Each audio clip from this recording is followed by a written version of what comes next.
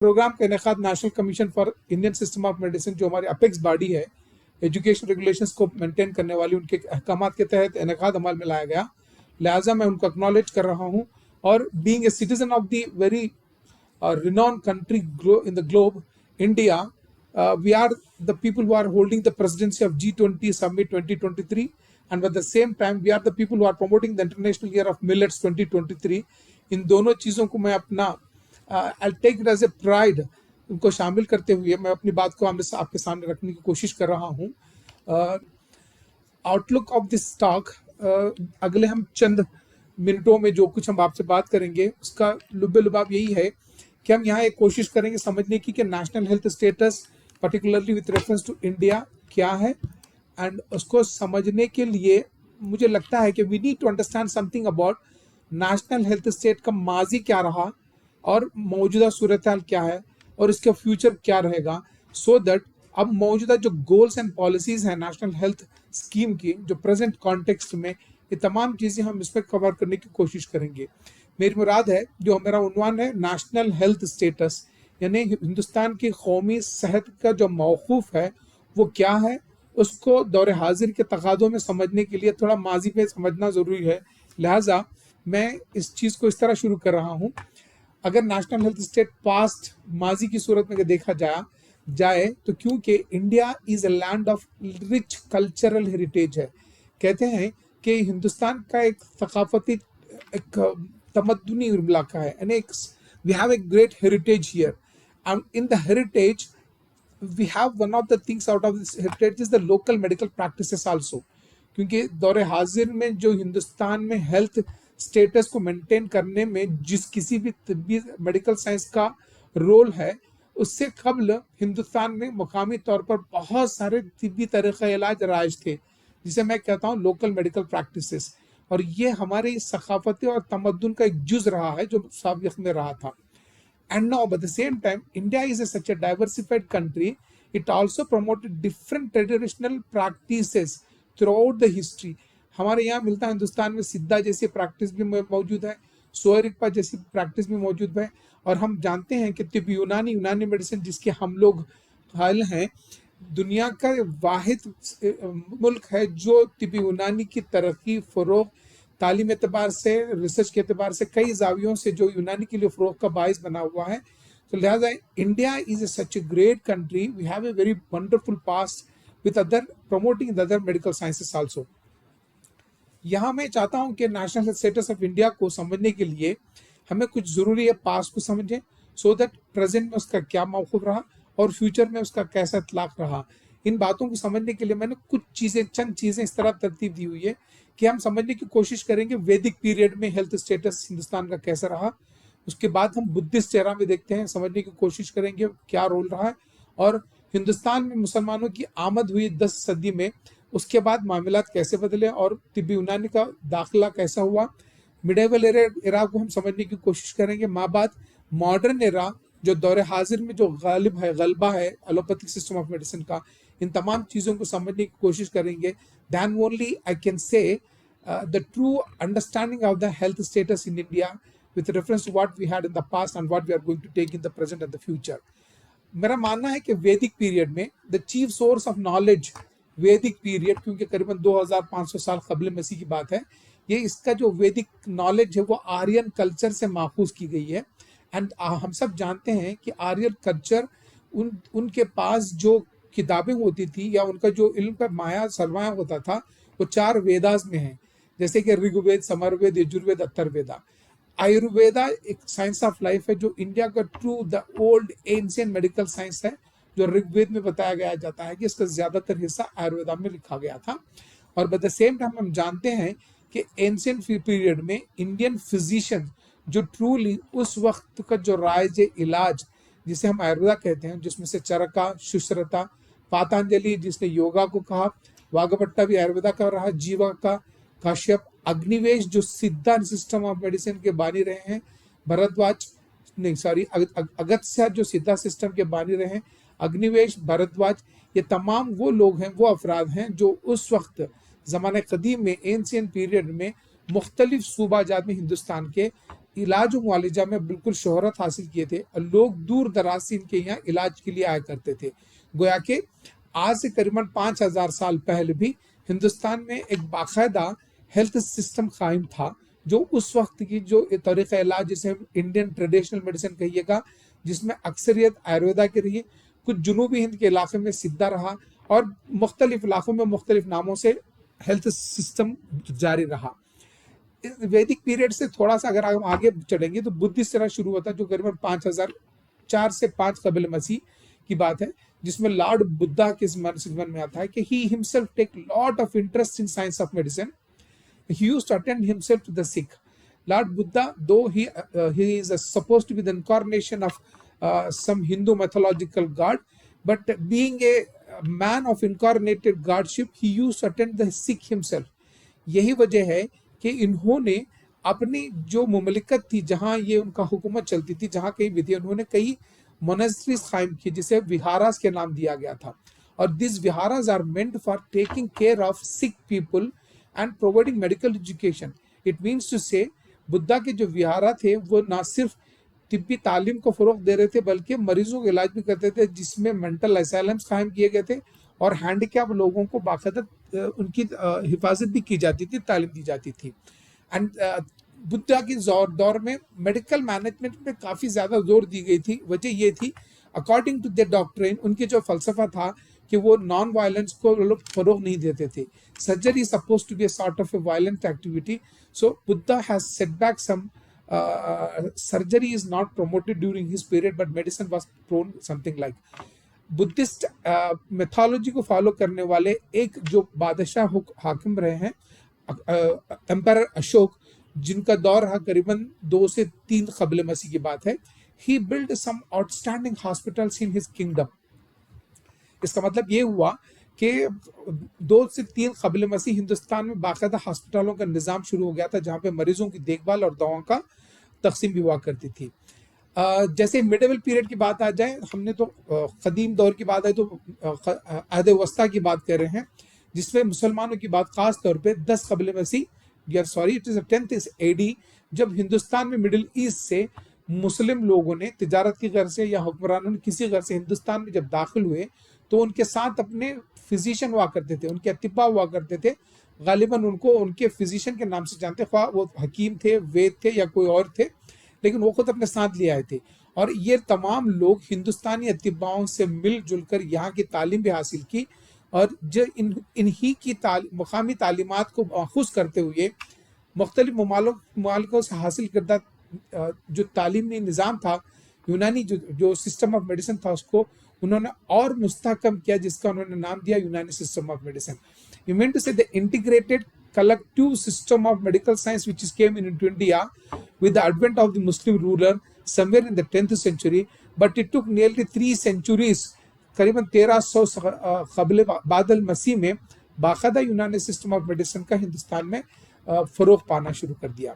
एक रवायत ऐसी भी मिलती है कि हिंदुस्तान के मुख्तलिफ बादशाहों में, हुक्मरानों में, अकबर आज़म जो 1555 से 1605 साल के जो ईस्वी में मौजूद थे, उन्होंने because by this time in 1350 Unani system of medicine came into India and Ayurveda is also flourishing। यानी हिंदुस्तान में 2 तरीक़ा इलाज जो उस वक्त राइज थे, जो 2 मुख्तलिफ तबक़ात में बाकायदा अजीम थे, लोग जानते थे, इस्तेमाल करते थे, एक था यूनानी और दूसरा आयुर्वेदा। तो अकबर बादशाह ने एक ऐसा हुक्मनामा जारी किया कि इन दोनों सिस्टम को अमालगमेट किया जाए, ताकि इनकी दोनों की तरक्की और फ़रोग़ पाया जाए। तो ये था सिस्टम मिडल पीरियड में, जहाँ पे हेल्थ सिस्टम को कैसे अवाम नास के लिए फराहम किया गया था। ये वही दौर है कि जिस यूनानी की बहुत सारी किताबें जो अरबी में, पर्शियन में थी, उनका अरबी से दीगर ज़बानों से अरबी में ट्रांसलेट किया गया, और अरबी के पर्शियन में और पर्शियन से उर्दू में मुख्तलिफ किताबों का तर्जुम हुए। Eight the same time these people have started translating the books of Ayurvedic sciences also, they have taken into the Arabic land also। यहाँ एक बात काबिल गौर है कि मुसलमानों ने काफ़ी सालों तक हिंदुस्तान में हुक्मरानी की, जिनकी हुकूमतों में बाकायदा हेल्थ डिलीवरी सिस्टम भी फ्लरिश करता रहा। लेकिन 1510 में जब पोर्टुगीज हिंदुस्तान पर कन्क्वायर किए, तो ये हुआ, this was the initiation of the declining the ruler of Muslim dominance in India. एक दौर ऐसा भी आया कि जब मिडिवल पीरियड में क्रिश्चियनिटी और मेडिकल केयर काफी फरोग पाने लगी। यहाँ ये माना जाता था कि hospitals become integral part of the churches and monasteries. जैसे हमने बताया बुद्धिस्ट दौर में अशोका और बुद्धा ने बाकायदा मोनास्ट्रीज को, विहारास को सेहत के बका के लिए, बीमारों को इलाज के लिए कायम करदा जगह तय की गई थी, जिसे दौर हाजिर में हम हॉस्पिटल कहते हैं। लेकिन दरमियानी दौर में बहुत सारे मजहबी मकामात जैसे चर्चेस, मोनास्ट्रीज को हॉस्पिटल की शक्ल में देखा गया। Medicine was treated like a religious practice and जितने मशीनरीज थे और इससे वाबस्ता जुड़े हुए nuns, monks, they started training to take care of the sick. गोया कि उस वक्त के जो हेल्थ केयर डिलीवरी में जिन लोगों का रोल अहम रहा, मॉन्क्स थे, नन्स हुआ करते थे, because they were trying to do this thing. But बाकायदा तिब की फरोग और हेल्थ केयर डिलीवरी में जो रुरमाया तब्दीलियां तगरात जो आई हैं, फ्लोरेंस नाइटिंगेल का जो सन 1900 सेंचुरी में इन्होंने जिन जिन चीज़ों को हेल्थ केयर डिलीवरी में नाफिज किया, that has make a big revolution in the hospitals and that was the beginning of the better patient care. तो ये रही कुछ तारीख जो एंशिएंट और मिडिवल पीरियड पे जो हेल्थ केयर डिलीवरी से रिलेटेड बात है। अब आइए मॉडर्न पीरियड जो मेडिसिन का बताया जाता है कि तारीखी दस्तावेज़ से इस बात का हमें इल्म होता है कि हिंदुस्तान में मॉडर्न मेडिसिन की इब्तिदा पोर्टुगीज के लोगों से हुई थी, क्योंकि उन्होंने रॉयल हॉस्पिटल गोवा में 1510 में कायम किया, जो 1515 तक रहा। फिर बाद में 1585 या 1600 सदी में इसको मेडिकल ट्रेनिंग इंस्टीट्यूशन के तौर पे बदल दिया गया। एक रिवायत ये भी आती है कि हिंदुस्तान में मॉडर्न मेडिसिन को इंट्रोड्यूस करने वाले पोर्चुगीज रहे, लेकिन फ्रेंच और ब्रिटिश लोगों ने इसको माबाद इतना फरोग दिया कि सन 1664 और 1668 में हिंदुस्तान के बड़े मुख्तलिफ शहरों में उन्होंने बाकायदा हॉस्पिटल्स क्याम किए गए। और एक रिवायत ऐसी भी आती है कि हमारा मतलब the purpose of explaining all this thing is they are interlinked with the promotion of national health status in India. तो ये बात ऐसे हुई, establishment hospital is also partially doing the job, by the same time there is a need of establishing medical education to understand the medical education. The first medical school was started in Calcutta, followed by Madras in 1864. So ये तमाम चीज़ें 19वीं सदी के क़ब्ल में बहुत सारी चीज़ें वजूद में आ गई। एक डॉक्यूमेंट हमारे पास इस तरह भी मिलता है कि ब्रिटिश रूल, क्योंकि जब हिंदुस्तान में ब्रिटिश के रूल नाफिज हो गया तो इन्होंने मुख्तलिफ डिस्पेंसरी जो सब डिवीजन डिस्ट्रिक्ट लेवल पे कायम किए गए थे, सारे हिंदुस्तान को मुख्तलिफ प्रोविंशियल लेवल्स में तकसीम किया गया था। हर प्रोविंसेस में हॉस्पिटल्स हुआ करते थे। बाद में इन तमाम प्रोविंशियल हॉस्पिटल्स को, यानी जो सूबावारी हॉस्पिटल हुआ करते थे, उनको टीचिंग हॉस्पिटल्स में कन्वर्ट कर दिया गया, जो बाद में मेडिकल कॉलेज का शक्ल इख्तियार कर दिए गए। मिन जुमला हमें इस बात के शवाहिद भी मिलते हैं कि 1885 में करीबन 1250 हॉस्पिटल्स और डिस्पेंसरीज हिंदुस्तान में कायम थे। यानी आज से करीबन 200 साल से पहले हम हिंदुस्तान में, उस वक्त की आबादी गालिबन बहुत कम होगी, लेकिन एज ए होल हिंदुस्तान के मुख्तलिफ सूबा जात में 1250 हॉस्पिटल्स और डिस्पेंसरीज थे, जो उस वक्त इंडियन पॉपुलेशन के लिए, इंडियन नेशनल्स के लिए हेल्थ डिलीवरी सिस्टम के तौर पर काम किया करते थे। अब कुछ चीज़ें जो बड़ी दिलचस्प हैं, क्योंकि हिंदुस्तान में आज़ादी से कबल बहुत सारी चीज़ें रूनुमा हुई, आज़ादी के दौरान, आज़ादी के बाद। मैं चाहता हूं कि कुछ चीज़ें जो आज़ादी से कबल हुई थी, क्योंकि हम सब जानते हैं कि हिंदुस्तान में ब्रिटिश रूल का नफाज था।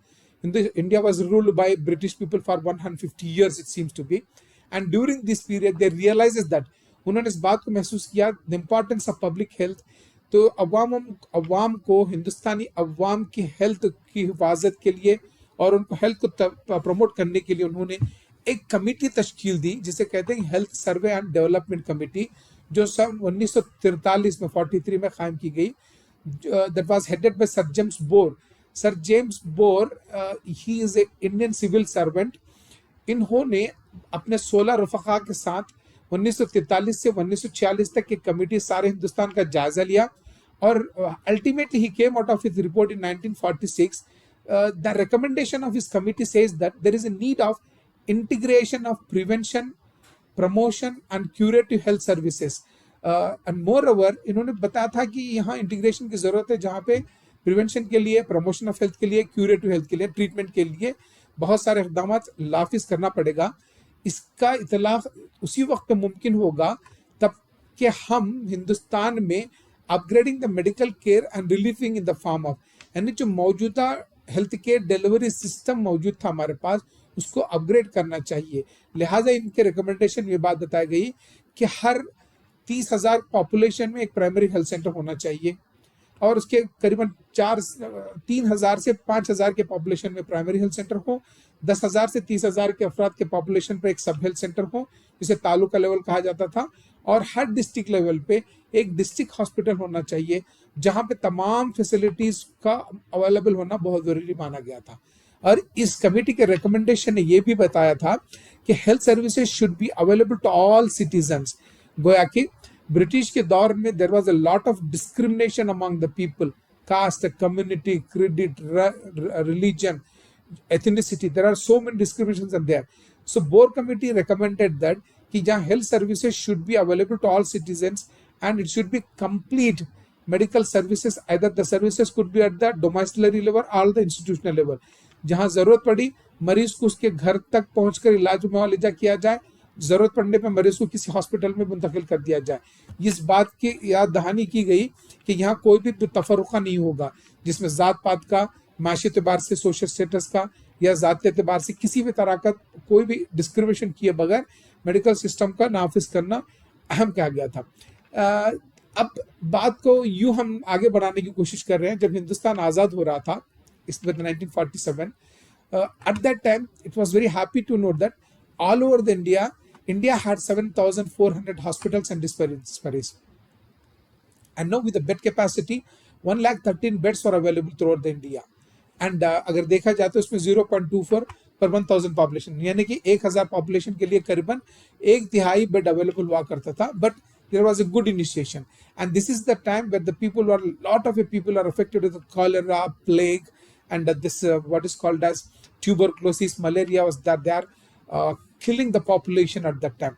Even though initiate the government of India at that time under the British rule started taking care of these people, likewise इन्होंने देर वर करीबन 47,000 डॉक्टर्स को रिक्रूट किए हुए थे, 7,000 नर्सेस अवेलेबल थे, and now on the day of independence India had 19 medical schools are there and 28 medical colleges. There is a small difference between medical schools and the medical colleges. Medical colleges were established at the provincial level, and medical schools have the multiple standard levels of education in the country at the time of independence. तो ये तमाम अब तक के जो मवाद मैं अपने आपको शेयर किया, इससे मैं ये बताने की कोशिश कर रहा हूँ कि हिंदुस्तान का माजी, हिंदुस्तान का मुतवस्सित यानी मिडेवल पीरियड, हर दौर में हाकिमों ने, हुक्मरानों ने, अवाम ने हिंदुस्तान के उन तमाम वसाइल को इस्तेमाल करते हुए हेल्थ स्टेटस को मेंटेन करने की कोशिश करते रहे। बावजूद इसके आफात समावी यानी नेचुरल डिजास्टर्स, सीजनल चेंजेस, वो हर वक्त हिंदुस्तानी अवाम पर यहाँ के माहौल का असर करते हुए उसके मुतजाद असरात भी होते रहे, जो आगे चल के हमारी पॉलिसीज का हिस्सा रहा। पोस्ट इंडिपेंडेंस, जैसे हिंदुस्तान आज़ाद हो गया 1947 में, हमने हिंदुस्तान को आज़ाद करवा लिया, एंड नो ये उस वक्त की बात है, करीबन 150 साल हम गुलामी झेलते रहे अंग्रेजों की। इस दौरान इन 150 सालों में हमारी माशियत बुरी तरह से मुतासर रही, समाजी तौर पे हमने नुकसान पाया, मजहबी तौर पे लोगों का इस्तेहसाल किया गया, पॉलिटिकल एक्सप्लॉयटेशन हुआ। इन तमाम चीज़ें बाखूबी हमें अंदाज़ा हो गई थी, समझ में आ चुका था कि ये सारे बड़ी मुश्किल से हम इन तमाम चीज़ों को झेल रहे थे। लेकिन 1950 में, सन 1950 में उस वक्त गवर्नमेंट ऑफ इंडिया जो ब्रिटिश हुकूमत के तहत चल रही थी, प्लानिंग कमीशन का वजूद लाया गया, and there is India started on planning commission, ताकि हिंदुस्तान के ज़रूरियात को कैसे एग्जीक्यूट किया जाए। ये प्लानिंग कमीशन ने हर 5-5 साल का एक प्लान बनाया था, जो प्लान 1, प्लान 2, प्लान 3 लाइक 1950 से स्टार्ट किया गया। There they have paid attention about health had a separate allocation. हर 5 साल के मनसूबाबंदी में तमाम चीज़ों पर तवज्जो देते हुए हुक्मरान वक्त ने हेल्थ से मुताल्लिक भी काफ़ी तवज्जो दी, और उन्हें बाकायदा उसके लिए एक बजट एलोकेट किया गया, और ये तमाम चीज़ें कोशिश की गई कि कैसे हिंदुस्तान में हेल्थ स्टैंडर्ड को बढ़ाया जाएगा। बट एक चीज़ वाज़ेह रही कि in through the period but always received low priority, यानी जिस 5 ईयर प्लान में जितनी भी फाइनेंशियल एलोकेशन की गई, whatever the strategies they have submitted to promote health standards of the Indian people, but they have not reached to the maximum extent. As because government of India जब हिंदुस्तान आज़ाद हो गया तो government यही चाहती थी planning commission के दौरान, they just wanted to develop the communities यानी उनको कम्युनिटी की ओवरऑल डेवलपमेंट पे लोग दे आर वेरी अप्रहेंडेड। ये सारा निज़ाम जो है कम्युनिटी डेवलपमेंट का, मुख्तलिफ छोटी छोटी जो हुक्मरान हुआ करते जैसे panchayat Raj, municipalities, district level, उनके मुख्तस कर दिए गए थे।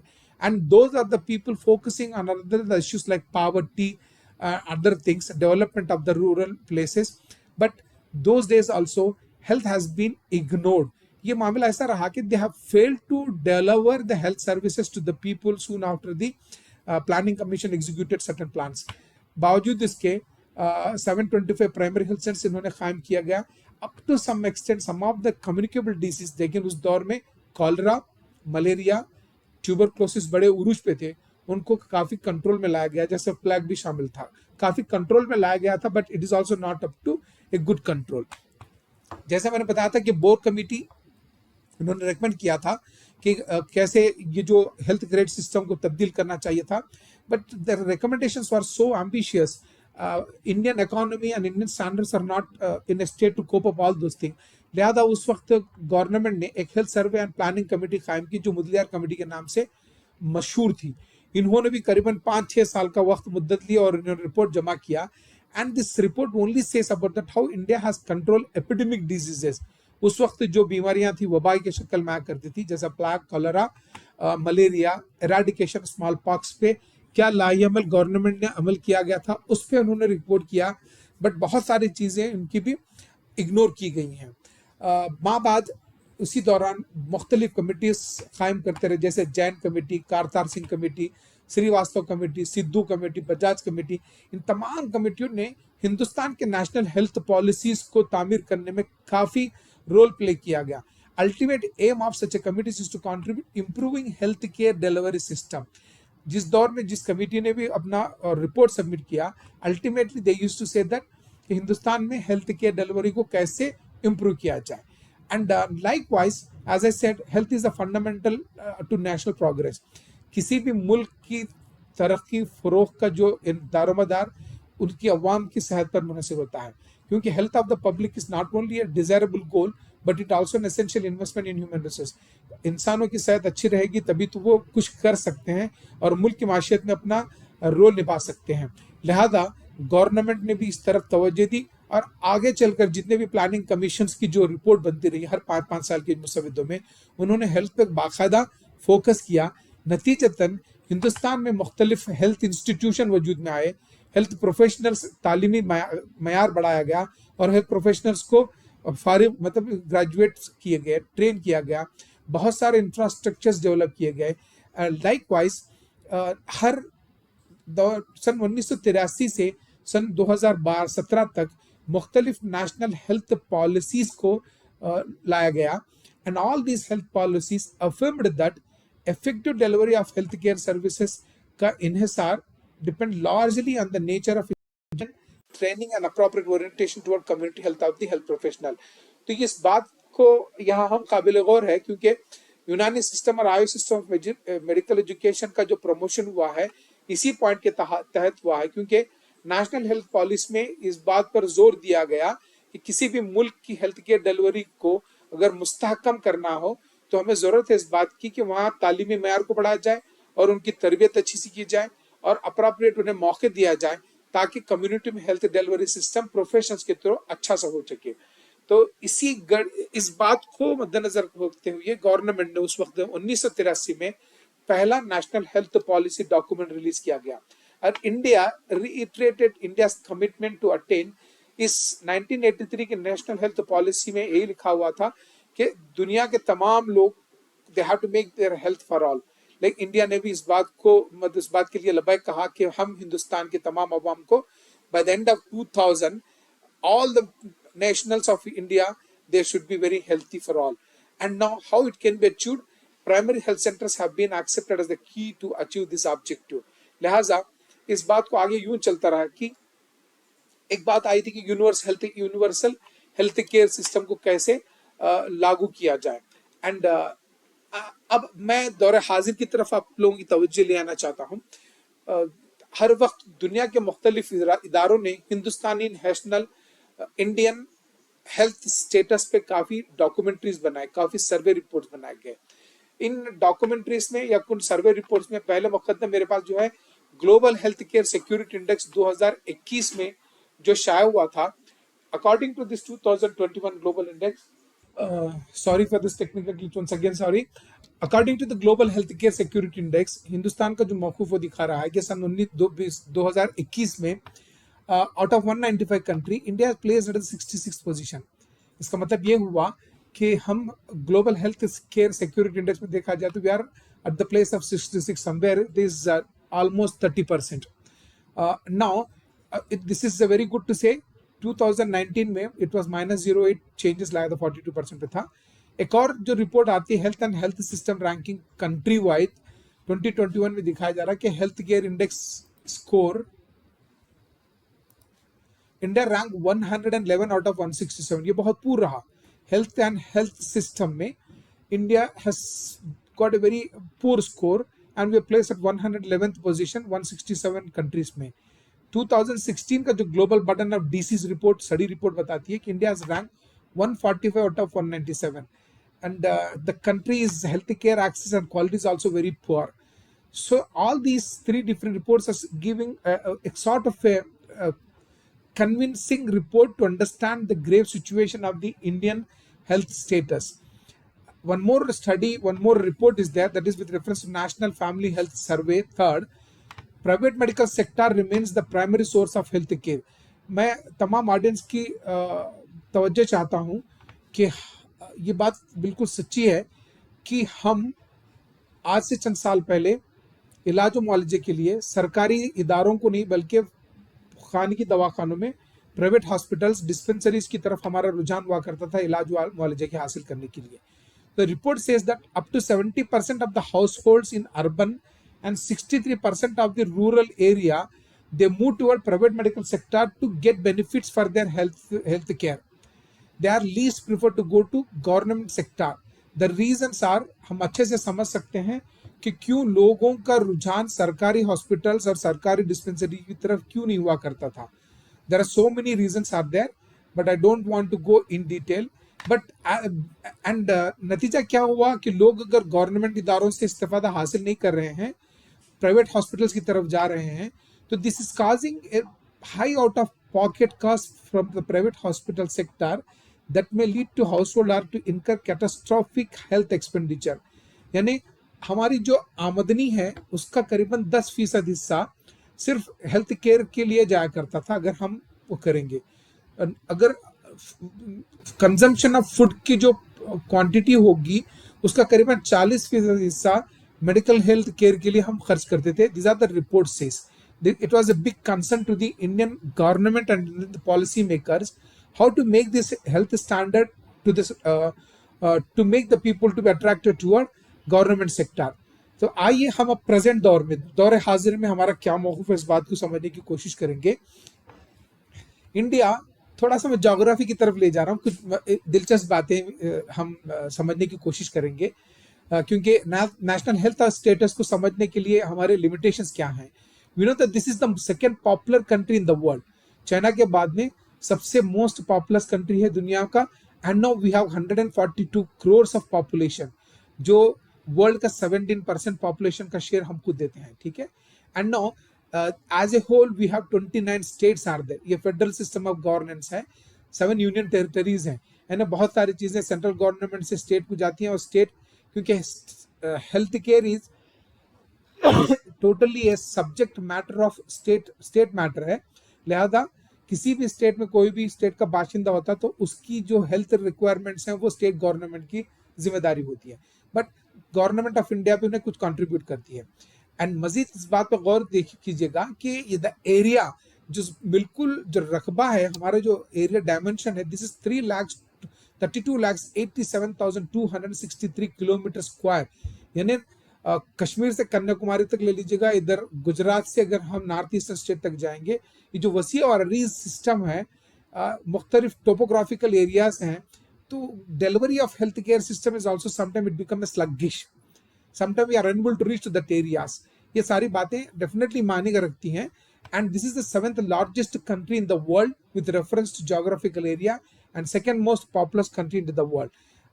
अब इन तमाम चीज़ों को मद्देनजर रखते हुए मजीद मैं एक और बात कहना चाहता हूं कि बावजूद इन तमाम चीज़ों के हिंदुस्तान के आइन में आर्टिकल 21 बाकायदा इस बात की इजाज़त देता है कि the people of India, they have a right of, they have certain fundamental rights are there, and one of the fundamental right is they have to get an health and health related care is also.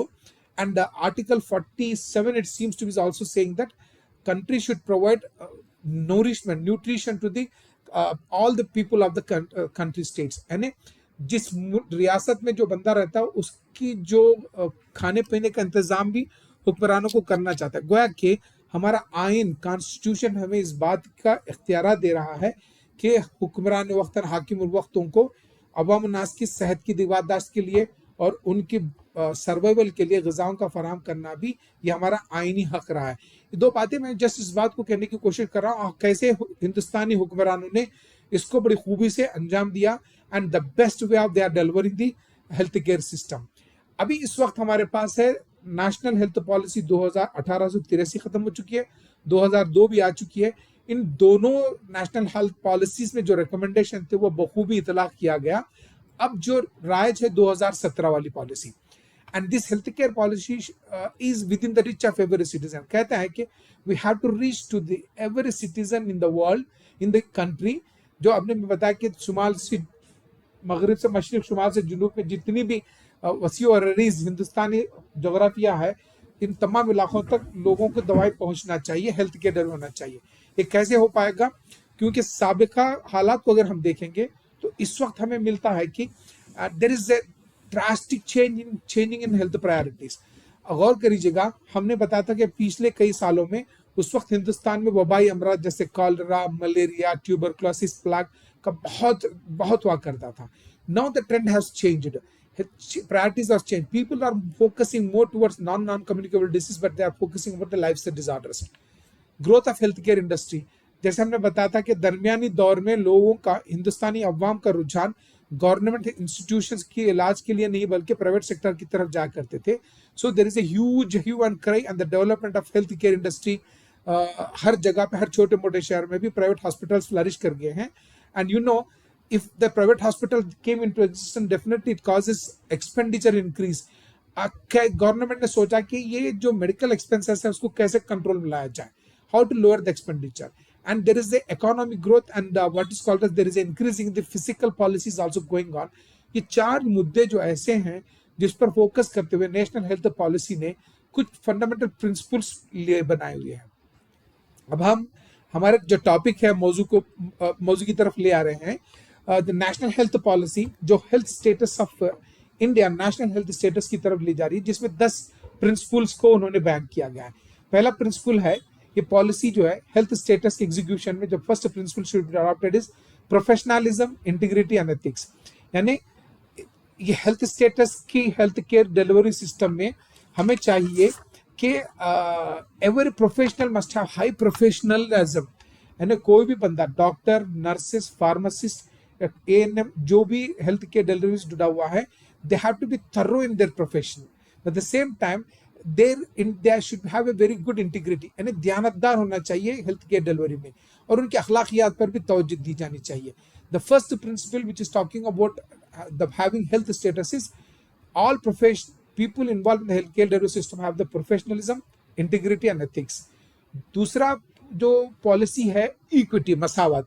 यहाँ इस बात को इसलिए जोर दिया गया हुआ है कि हिंदुस्तान में ब्रिटिश हुक्मरान के दौर में काफी there was discrimination, social discrimination was there, religious discrimination was there, geographical discriminations are there, but now this policy is talking about the masawat means equality. Here no poor will be ignored to give treatment, and no rich people will be given priority during delivery of the health care system. यानी मसावत हर एतबार से health care delivery में मसावत का इतलाक लागू किया गया। Affordability is also the meaning, इस्तेताअत। यहाँ इस बात को हम समझने के लिए किया गया कि हम जानते हैं हेल्थ केयर डिलीवरी में काफी कास्ट यानी पैसे, इकोनॉमी, अमाउंट खर्च ज्यादा हो रहा था, तो उसको कैसे कंट्रोल किया जाए। जैसे आप जानते हैं चंद चीजें बहुत सारी सरकारी हॉस्पिटल्स में, डिस्पेंसरीज में अवेलेबल नहीं होती है, तो उनको they used to refer to some private hospitals are the places where the facilities are there. Even they have controlled these cost and the procedural cost also.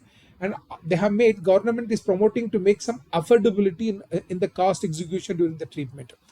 And universality is another principle which speaks about prevention of exclusion. यहाँ इसका मतलब है आफाकियत, हर शख्स हर एतबार से मसावी होगा, इसमें कोई किसी में फर्क नहीं होगा, जहाँ खासतौर पर तवज्जो देंगे सोशल लगन, इकोनॉमिकल एंड वो तमाम चीज़ें जो on grounds of current health status. मिसाल के तौर पे अगर कोई मरीज इमरजेंसी कंडीशन में किसी ऐसी जगह पहुंच गया जहाँ पे बेसिक मेडिकल फैसिलिटीज अवेलेबल हो, तो उस बेसिक मेडिकल फैसिलिटी सेंटर की जिम्मेदारी होती है कि उसको मैक्सिमम रेस्क्यू किया जाए, उसका सिद्धबाब करने की कोशिश किया जाए, और जरूरत पड़ने पर उसको they have to refer to the higher centres also. In that has to be made in universality. And the fifth principle speaks about patient centre and the quality care. यानी जब इलाज करोगे तो जहां जेंडर डिस्क्रिमिनेशन नहीं होना चाहिए, disease के कुछ स्टेज को इग्नोर नहीं करना चाहिए. इलाज का जो मरकजी नुक्ता नजर होगा जो पेशेंट सेंटर होगा, यानी मर्ज को कैसे फायदा पहुंचे, मरीज को कैसे इजाला किया जाए, मरीज को कैसे फायदा किया जाए. No matter should be involved, whether the patient belongs to community, caste, region, religion, all those things should be ignored. Treatment should be focused on patient center and the quality care should be given excellently. यानी का मतलब हुआ कि मरीज का मरकज जो हो मरीज होना चाहिए और निगाहदाश्त का मियार भी म्यारी होना चाहिए. And the sixth principle says accountability, एहतसाब. आप जो भी काम कर रहे हो हेल्थ केयर डिलीवरी में, इसका हिसाब होना चाहिए. जैसे for example, not to have extraordinary financial expenditure. Elimination of corruption is also very important. आज ये चीजें काफी जगहों में देखने को आ रही है. गवर्नमेंट के कायम शुदा हेल्थ केयर डिलीवरी सिस्टम में भी जहाँ पे लोगों ने एक कल्चर बनाए रखा हुआ है, मरीज खुद हेल्थ केयर डिलीवरी प्रोफेशनल्स को पैसे देते हैं, पैसा कुछ गिफ्ट देते हैं, सो to make attention of the professional toward the patient, or sometimes vice versa is going on. All these things should to be controlled and there must be some accountability with all the people. Inclusive partnership, ये ऐसा principal है, ये जो policy है इसकी national health की, जिसमें जामा शरकतदारी, कुछ चीज़ें गवर्नमेंट सेक्टर पे होती हैं तो कुछ चीज़ें पब्लिक प्राइवेट पार्टनरशिप में हो सकती हैं. मैं यहाँ इस बात को इस तरह समझाने की कोशिश करता हूँ कि हेल्थ केयर डिलीवरी में teaching institution, allied research institutions भी अपना रोल निभाएं, so that they can contribute to have some good outcome also. The eighth principle is very important to all of us because ये principal कहता है, ये policy कहती है इज्तिमाइयत. यानी मरीज अगर इलाज के लिए कभी किसी भी हेल्थ केयर सेक्टर में चला जाए, अगर वो चाहता है कि मुझे जो मौजूदा इलाज से फायदा नहीं हो रहा, तो मैं किसी दूसरे तरीके इलाज को हासिल करके इलाज लेना चाहता हूँ, तो there must be some facilities called as pluralism. This is the one concept which makes all healthcare delivery systems should have an umbrella facilities for Ayush and integrated medical facilities. कहने का मतलब हुआ, the policy of pluralism promotes equal promotion of Ayush along with allopathy or allopathy with Ayush. यानी अगर मरीज चाहा तो conventional signs के साथ में आयुष का कोई भी इलाज ले सकता है, या आयुष के साथ साथ में कन्वेंशनल ट्रीटमेंट भी ले सकता है. ये कुछ थी प्लूरलिज्म की बात में. और बाकी जो डिसेंट्रलाइजेशन, डायनामिज्म, अडैप्टिवनेस, ये कुछ रिलेटिव पॉलिसीज ही हैं जो national health policies, they are in total talking about making health status very potential. अब हमें इस बात को समझने में एक और चीज जो साबिका में हुकूमत ने जो अडॉप्ट किया था, the recognising this policies are related with the substantial development goals. सन 2015 यूनाइटेड नेशन की जो मीटिंग सबमिट हुई थी सस्टेनेबल डेवलपमेंट गोल्स के नाम से, और यहाँ पे एक रेजोल्यूशन पास किया गया था कि सन 2015 तक करीबन 195 nations which are part of the United Nation meeting, 17 sustainable development goal they have set. India में नीति आयोग ने इस बात को संभाला, and the ultimate aim of this goal is to they are going to align with the universal health coverage. It focuses on towards the achieving of the SDGs. ये SDG है sustainable development गोल, जिसमें कुछ 17 गोल बयान किए गए हैं. यहाँ खास तौर पे this good health and well being and gender equality, clean water and sanitation. I mean to see the goal 3 and 6, they are going to talk more about the health related issues of the nation. तो India ने भी sustainable development गोल में out of 17 कुछ goals को उन्होंने decide करते हुए बाकायदा they focus on holistically transforming the delivery of healthcare services across the public and private sector. गोया कि इन्होंने पब्लिक और प्राइवेट सेक्टर से हेल्थ केयर डिलीवरी को प्रमोट करने का बाकायदा एक स्ट्रेटेजी प्लान बनाई. Let me take you to back this goals. अगर हम नेशनल हेल्थ स्टैंडर्ड स्टेटस जो अभी हम बात कर रहे हैं, जिसके पॉलिसीज में हमने काफ़ी बात की, अगर गोल्स के मुताबिक देखा जाए जो 2017 के नेशनल हेल्थ पॉलिसी में बैन किए गए हैं, the primary goal of this Indian government through NHP is to attain highest possible level of health and well being for all ages. हम चाहते हैं कि हिंदुस्तानी अवाम उन्नास को मुमकिन हद तक high level of health status फराहम किया जाए और टोटल ओवरऑल वेल बीइंग तमाम उम्र के लोगों में तमाम लोगों तक पहुंचा जाए. ये कैसे हो पाएगा? Through adopting certain preventive and promotive health care orientation and all development policies, universal access to good health care services without anyone having to face financial hardship. यही बात हुई कि इलाज और मुआवजा की फराहमी किसी भी तरह की रोकथाम के बगैर अवाम अन्नास को बेहतरीन से बेहतरीन इलाज फराहम किया जाए. मुमकिन हो तो ये पब्लिक एंड प्राइवेट पार्टनरशिप के थ्रू भी किया जाए. कैसे इस चीज़ का इतलाक होगा? So this can be achieved through increasing access, यानी हेल्थ केयर फैसिलिटीज के सेंटर्स को बढ़ाया जाए ताकि एक्सेसिबिलिटी बढ़ी जाए और इनकी क्वालिटी को इंप्रूव किया जाए, so that the people can move towards government hospital, government health care system, lowering the cost of health care delivery.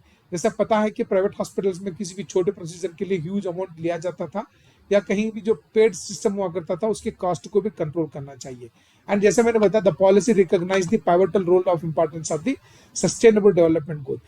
अब इसी तरह हिंदुस्तान में इन गोल्स को रीच करने के लिए 2017 की जो पॉलिसी में बताया गया है कि हिंदुस्तान का जो प्रेजेंट हेल्थ स्टेटस है, लाइफ एक्सपेक्टेंसी, यानी हम तमाम लोगों की जो उम्र है ना, औसत लो उम्र है, जो 2002 की जो न्यू नेशनल हेल्थ पॉलिसी हुआ करती थी उसमें 67.5 ईयर हुआ करती थी. So by 2025 the government is planning to expand the life expectancy up to 70 year. इंशाल्लाह ऐसा होगा कि हिंदुस्तान की 140 करोड़ अवाम की उम्र, औसत उम्र होगी 70 साल से कम नहीं होगी. मुमकिन है अगर आपको हिफ्ज़ मा तक़द्दुम के तौर पे बहुत सारे एहतियाती तदाबीर कर रहे हो, इलाज मुआलजे से अच्छे जुड़े हो, बीमारियां अगर नहीं होगी तो मुमकिन है 100 साल से ज़्यादा भी जीव सकोगे, बट औसत हिंदुस्तानी बाशिंदों की उम्र होगी 70 साल. ये 2025 का ख्वाब है. टोटल फर्टिलिटी रेट बहुत ही घटा हुआ था, जो they are planning to make it to 2.1 by 2025. Mortality rate, खास तौर पर जो 5 साल से कम उम्र के बच्चों की जो अमवात होती है, शर अमवात, mortality rate among the children less than 5 years was high, very high थी. Now we are planning to bring it. We in the sense government of India planning and they have made strategies to bring it to 23. It's a 2-digit number. Particularly there is a huge, there's a death rate related to the maternal mortality rate. Soon after the pregnancy, there are a lot of infections are there to the pregnant woman, and the MMR rate was also very high. Current level is whatever it could be. Planning to take it to 100 only, around or less than 100 by 2020. So almost 2023 we have reached, but the data is not available. I think we have reached the goal with कुछ ऐसे schemes इख्तियार किए गए हैं जिसकी वजह से I think government of India has got very successful rate in this one. Infant mortality rate also has been down, is high, nearly some 100, जो 2019 तक हमने 28 तक ले आए हुए हैं. Neonatal mortality rate also it was 100, उसको 16 तक लाने का मकसद है, जो 2025 तक इंशाल्लाह हम लोग रीच कर पाएंगे. Stillbirth rate is also there, and this number is also in a double digit. Now government of India is planning to make it single digit number by 2025. This is what the present health status, and now how the government of India, the nation health status is planning about. If you look at the overall health performance, कैसे इसको health performance करना चाह रहे हैं, by 2025 coverage of health services where increased utilization of public health facility. जैसे मैंने बताया 70% urban population, 63% rural population, they are moving toward private hospitals only, private health care facility. ये हम चाहते हैं कि 50% should move toward utilization of public health facilities. Antenatal care coverage should be substantiated more than 90%. अब जो कुछ है उसको मोर देन 90% तक करना चाहते हैं. Skill attendance at birth, and if the deliveries are going to be take place at the hospital centres, there must be enough public with skill have to be developed more than 90%. More than 90% of the newborns are fully immunized by 1 year at the age. अभी भी हिंदुस्तान में बहुत सारे लोग ऐसे हैं जो बर वक्त इम्यूनाइजेशन नहीं करवाते हैं, तो लिहाजा there is a plan to provide immunisation by the age of 1 year. More than 90% of the family planning is to need it. And now the most wonderful thing is, because India is supposed to be the global capital for diabetes and some other diseases like hypertension, 80% and more of the hypertensive diabetic mellitus patient can maintain controlled disease status at their level. ये जो हमारा health system performance है, यहाँ तक तो बहुत कुछ policy से गोल की बात आ गई। इन तमाम पॉलिसीज का और जो गोल्स हमने हिंदुस्तान ने कैसे रीच हुआ है, इस पर मुख्तसर से बात करते हुए बात खत्म करेंगे। गवर्नमेंट ऑफ इंडिया ने 2005 में नेशनल हेल्थ मिशन के नाम से 2 सब मिशन का रूप अमल लाया गया। एक था नेशनल रूरल हेल्थ मिशन और दूसरा national urban health mission. Ultimate object of this 2 missions are achieving equitable mean equally distributable, accessible अन्य लोगों को फराहम होने वाला, affordable mean economical, quality health care services, and there is accountability and responsibility to people of need. Particularly this rural health mission for the rural area and vulnerable subjects के लिए, urban area due to high cost people are not moving to a government sector, उनको promote करने के लिए दोनों scheme का इतलाक हुआ गया था। And this is the period where health system was strengthening, and the most grave part of those was reproductive, maternal, neonatal, child and adolescent health was very hampered, and communicable disease, non-communicable disease, this is the focus. इन तीनों चीजों पर काफी focus किया गया।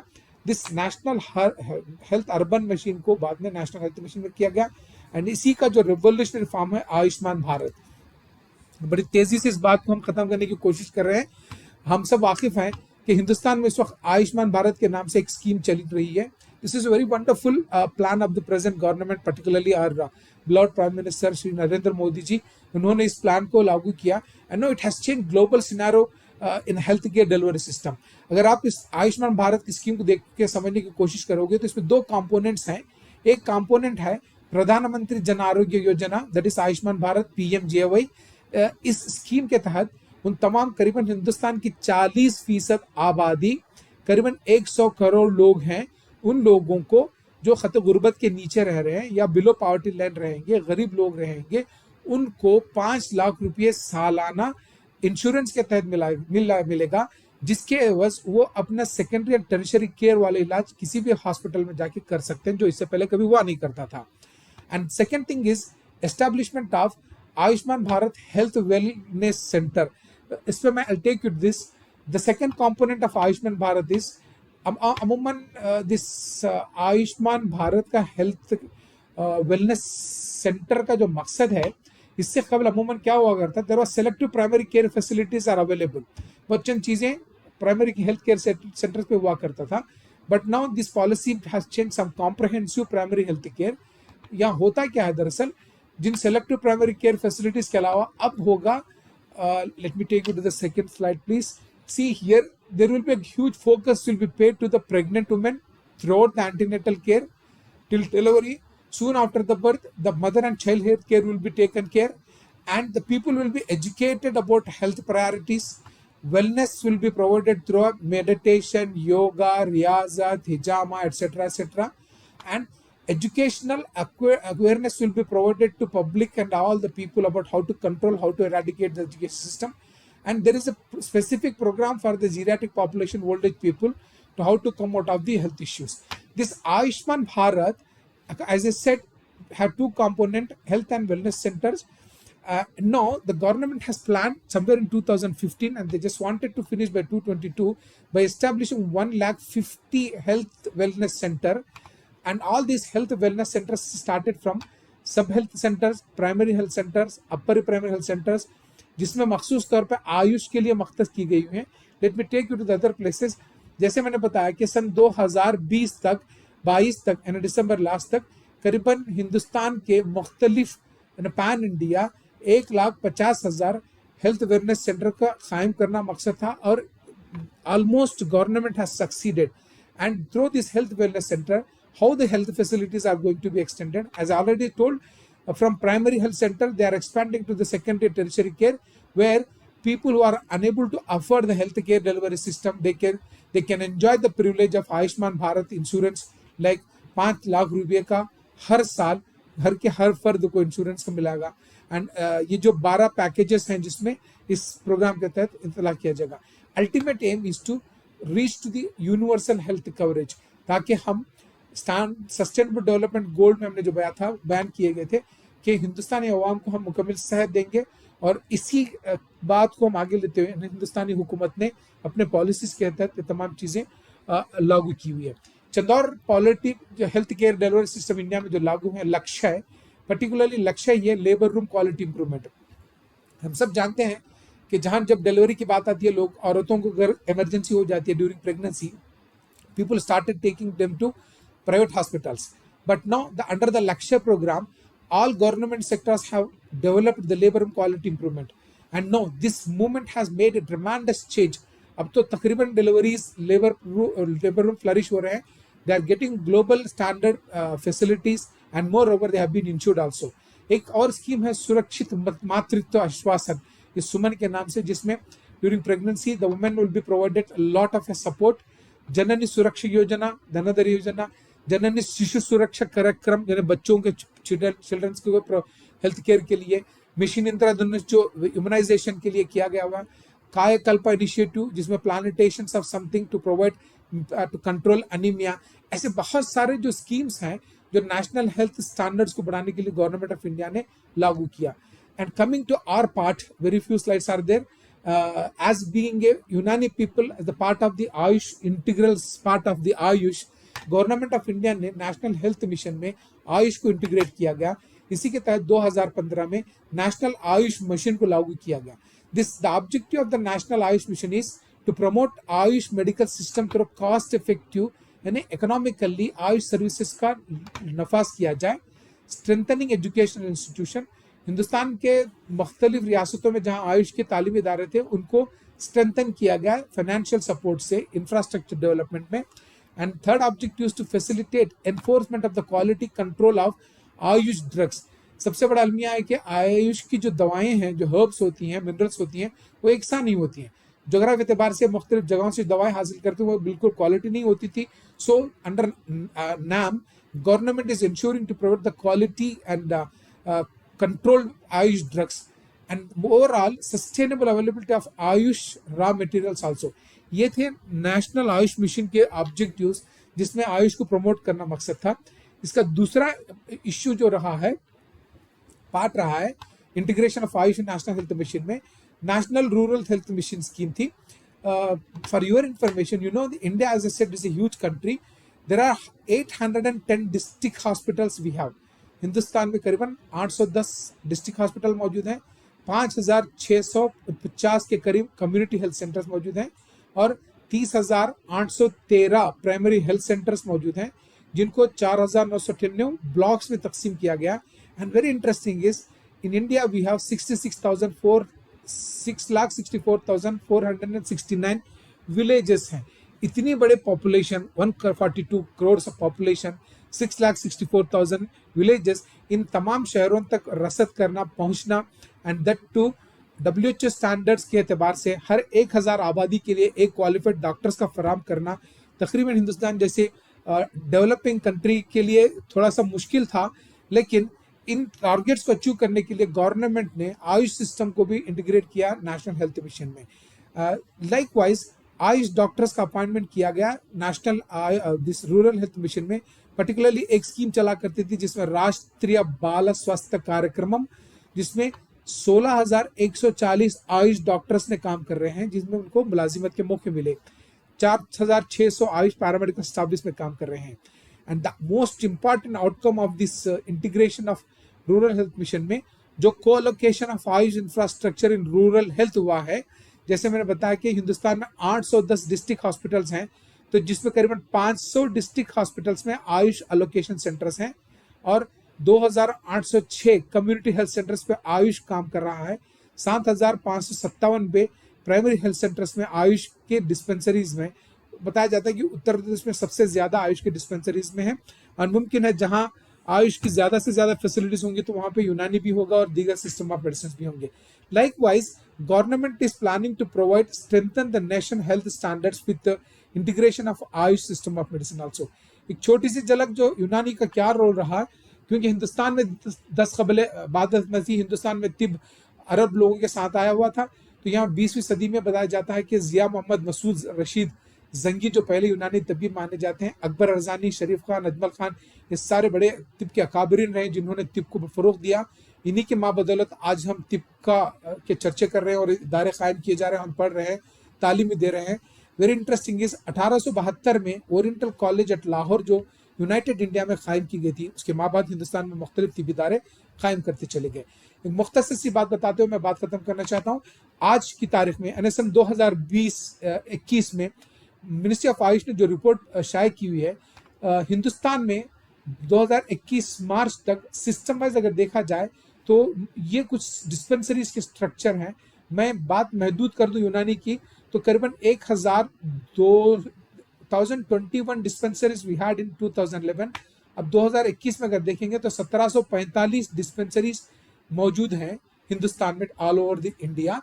And Hindustan के अंदर अगर pharmacies अगर देखा जाए तो 2021 में करीबन टोटल 7% ऑफ द फार्मेसीज यूनानी के काम कर रहे हैं, जबकि आयुर्वेदा 86% है। This is very unmatching.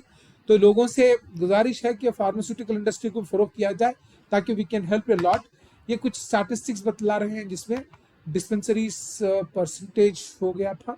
Number of Ayush colleges की अगर बात करेंगे तो 2021 मिनिस्ट्री ऑफ आयुष की जो डेटा बतला रहा है 2021 में 54 यूनानी कॉलेजेस हैं। लाइकवाइज आयुर्वेदा, एक ग्राफ आपको वाज़े तौर पे समझा देगा what is the status of UG colleges.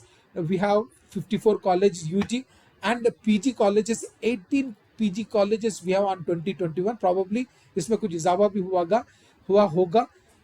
In 54 colleges में आप लोग भी शामिल हो जो पाटना से रिप्रेजेंट कर रहे हो, जो आज हमारे इस ट्रांसलेशनल करिकुलम के पार्ट बने हुए हो।